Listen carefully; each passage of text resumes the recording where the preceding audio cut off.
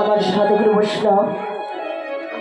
বৈষ্ণবের চরণে জানাই আমার এই ক্ষুদ্র সম্প্রদায় থেকে আপনাদের ক্ষমা সুন্দর আতলের চরণে কোটি কোটি প্রণাম।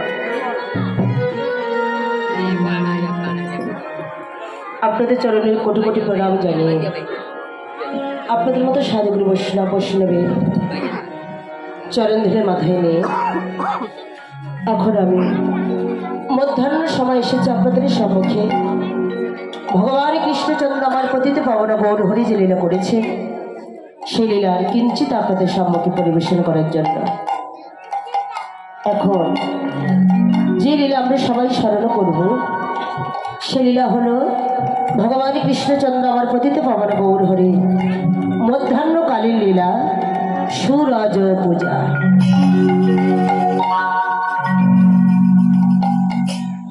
সর্বপ্রথমে আমরা যে লীলা স্মরণ করবো সে লীলা হলো গৌর চন্দ্রিকা। পতিত পাবন গৌর হরি শ্রীধাম নবদ্বীপ মাঝে এসে হরিনামে বিতাড়ন করিতে যে প্রভুর কেমন করে বৃন্দাবন লীলার কথা কেমন করে সেই সূর্য পূজার কথা মনে পড়েছিল। আমরা সর্বপ্রথমে গৌর চন্দ্রিকে স্মরণ করে গৌর চরণে দেহ মনপ্রাণ অর্পণ করে দেব। তারপরে যাব বৃন্দাবনে।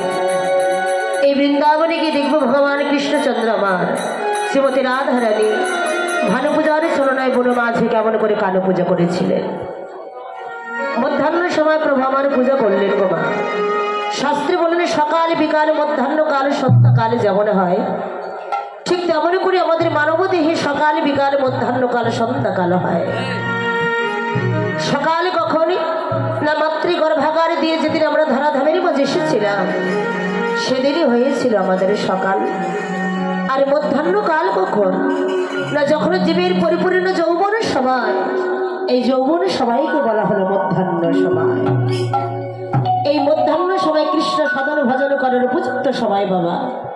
কিন্তু মধ্যাহ্ন সময় আমরা কৃষ্ণ সাধন ভজন কজন করি? ভগবানের ভজনের সাধন তো আমরা করি না মা। তাই মহাপ্রভু আমার মধ্যাহ্ন সময় সূর্য পূজা করে জগৎকে শিক্ষা দিলেন এটাই হলো উপযুক্ত সময় ভগবানের সাধন ভজনের।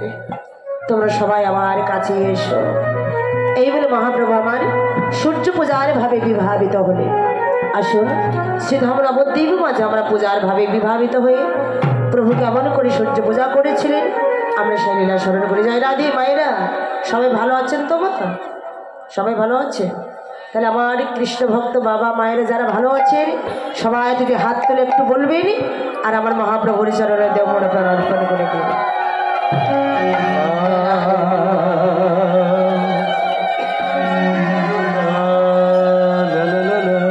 হে মশাই হে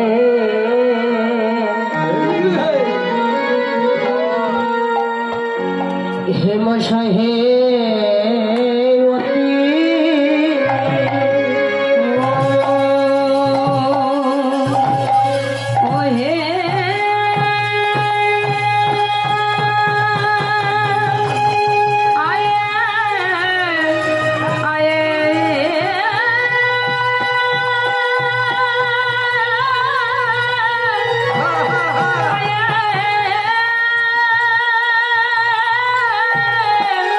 I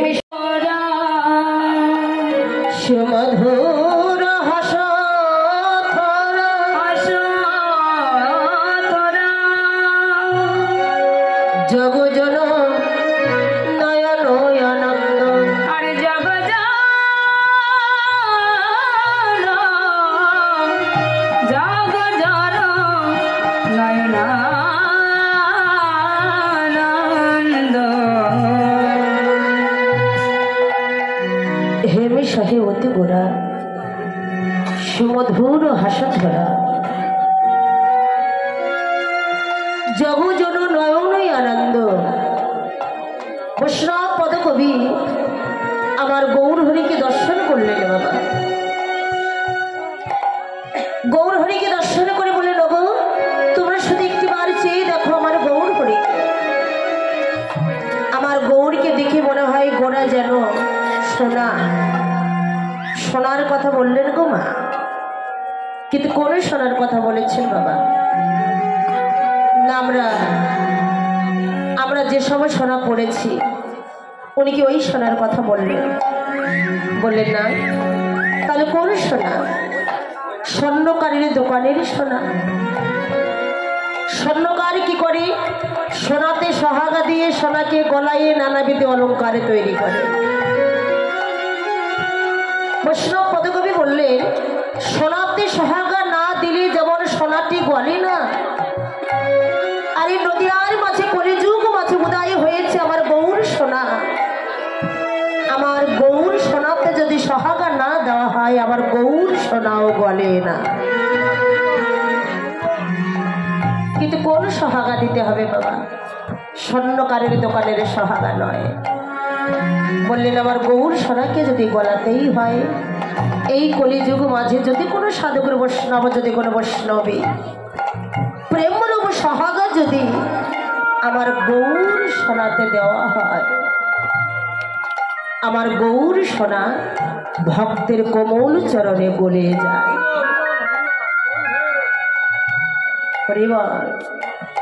তাহলে কি বোঝা গেল মা? না, গৌর সোনাতে যদি প্রেমরূপ সহাগা দেওয়া হয় আমার গৌর সোনাও গলে যায়। কলিযুগ মাঝে কোনো কিছু চান নেই আমার কাছে, আমাদের কাছে ভগবান কোনো কিছুই চান নাই। বিষয় সম্পদ, ফল, মিষ্টি, ফুল কোনো কিছু চান নাই গো মা। শুধু ভক্তি ভরে আমার প্রভুকে ডাকতে বললে, গৌর চরণে দেহ মন প্রাণ অর্পণ করে দিতে বললে। সত্য যুগের মানুষেরা ভগবানকে সেবা করিতেন গো মা। সেবা করিতেন কি করে? না, সত্য যুগের মানুষেরা নারায়ণের সেবা করিতেন সোনার পাত্রে করে।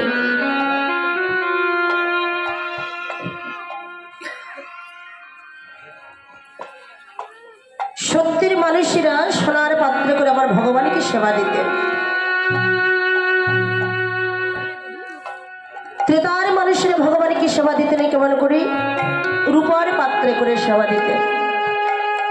দাপরের মানুষেরা ভগবানকে সেবা দিতেন কেমন করে বাবা? তামার পাত্রে করে সেবা দিতেন।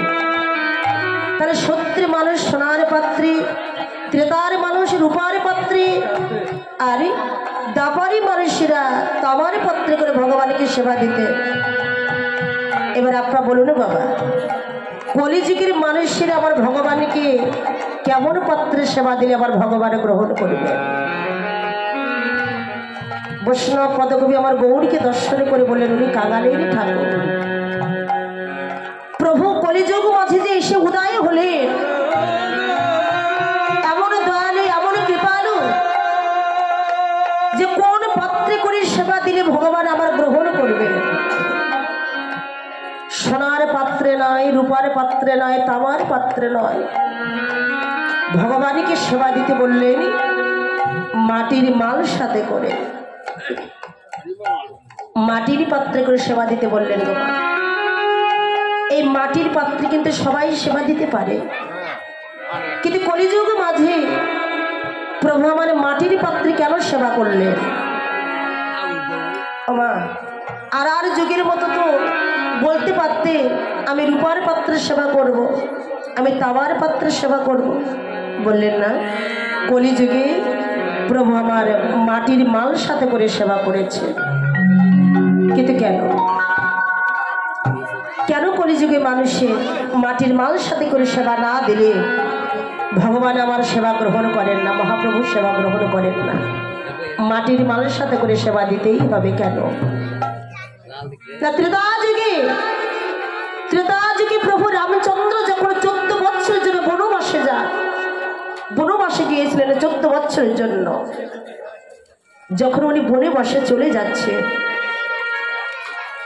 মা প্রভু রামচন্দ্রের মা কৌশল্যা সোনার পাত্রে সোনার বাটিতে করে দুগ্ধ দিয়ে প্রভু রামচন্দ্রের সম্মুখে দাঁড়ালেন। রাম, 14 বছরের জন্য যে তুমি চলে যাবে বনবাসে, এই 14 বছর এমন তো হতে পারে তোমার সঙ্গে আমার দেখা হবে না।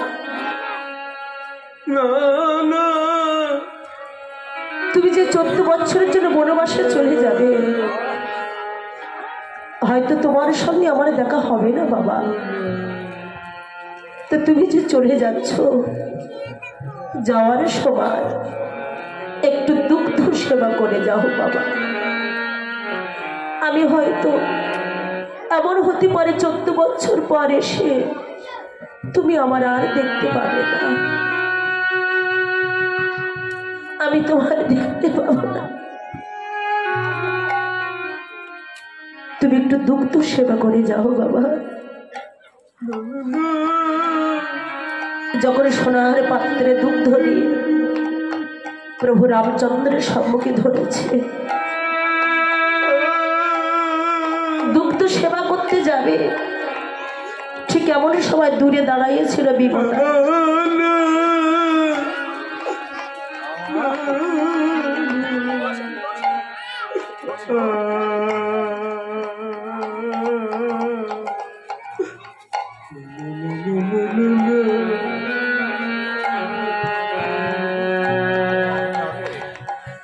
দূরে দাঁড়াইয়েছিল কে? বিমতা কইকে। যখন দুগ্ধটি মুখে দিতে যাবে, দুধ থেকে ছুটে এসে দুগ্ধর বাটিটি নিয়ে মাটিতে ফেলে দিয়েছে। প্রভুকে সেবা করতে দিলেন না। যখন দুগ্ধের বাটিতে মাটিতে ফেলে দিয়েছে, প্রভু রামচন্দ্র বলে উঠলেন, মা, মা গো, তুমি আমার একটু দুগ্ধ আজ সেবা করতে দিলে না মা। তুমি দুগ্ধের বাটিতে মাটিতে ফেলে দিয়েছ। তুমি আজ বিদায়ী বেলা, তুমি আমার মায়ের কাছ থেকে তুমি আমার একটু দুগ্ধ সেবা করতে দিলে না। শোনো মা, তুমি যেমন দুগ্ধ আমার সেবা করতে দিলে না, মাটিতে ফেলে দিয়েছ, তোমার একদিন ওই দুগ্ধের সেবার জন্য, দুগ্ধের জন্য তোমার কাঁদতে হবে মা, তোমার একদিন কাঁদতে হবে। চলে গেল মা। সেই কইকেই দা পরে কে হলো গো বাবা?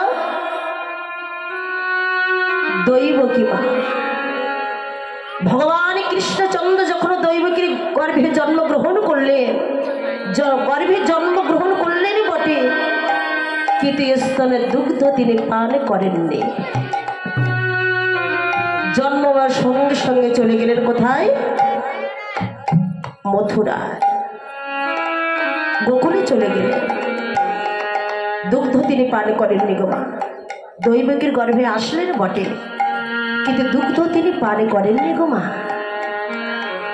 যখন চলে গেলেন দৈবকী মা, ভগবান কৃষ্ণচন্দ্রকে ডেকে বললেন, কৃষ্ণ,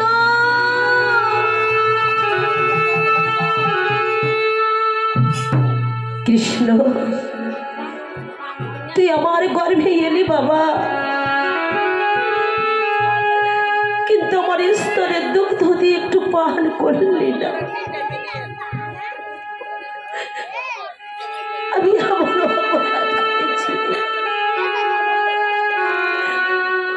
তুই আমার স্তনে দুগ্ধ পান করলি না বাবা। যখন মাটিতে লুটাই পড়ে দৈবকী মামার কাছে দুগ্ধ ঝড় ঝড় করে পড়েছে মৃত্তিকার উপরে। ভগবান বললেন, মাগো, এ তো আমার অপরাধ নয়, আমার দোষ নয় মা, এ দোষ তুমি করেছ। মনে করে দেখো সে ত্রেতা যুগের কথা। তুমি আমার মায়ের কাছ থেকে তুমি আমার একটু দুগ্ধ সেবা করতে দাও। তুমি মনে করে দেখো মা, তুমি আমার দুগ্ধ সেবা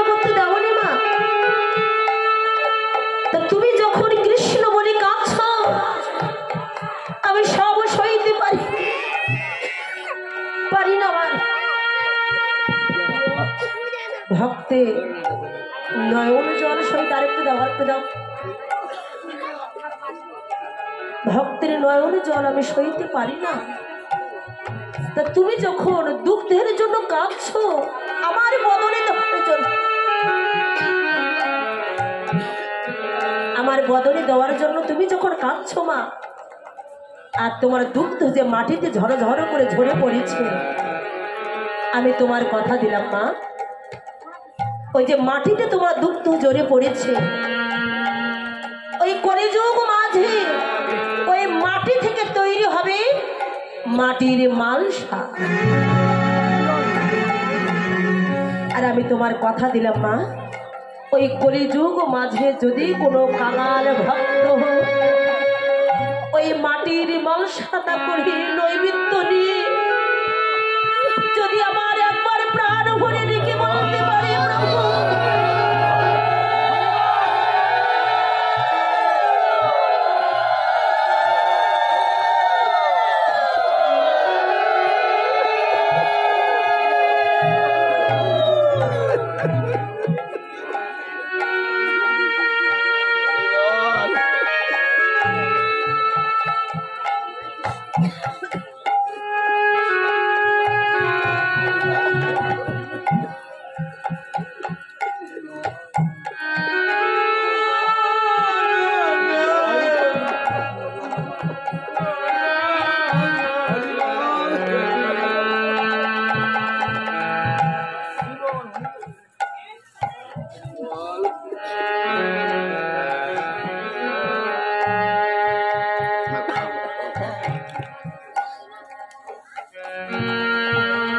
তুমি যখন এমন করে কাঁদছো মা, আমি তো সব সইতে পারি না। ভক্তের নয়ন জল আমি সইতে পারি না। আমি তোমার কথা দিলাম, তোমার দুঃখ যে মাটিতে ধরে পড়েছে, ওই মাটি দিয়ে তৈরি হবে কলিযুগ মাঝে মাটির মালসা।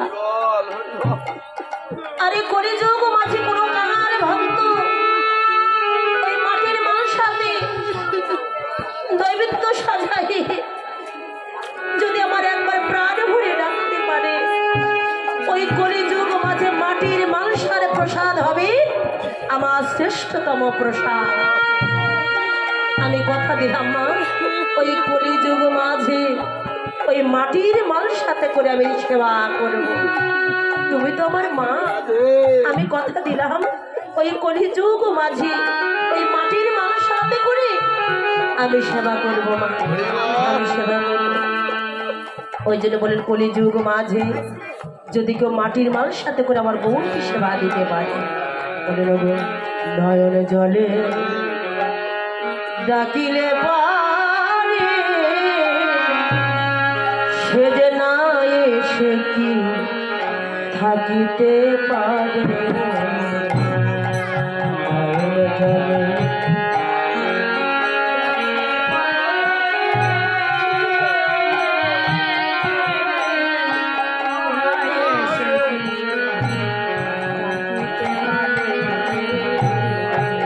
নয়ন জলে ডাকিলে পারে না এসে কি থাকিতে পারে।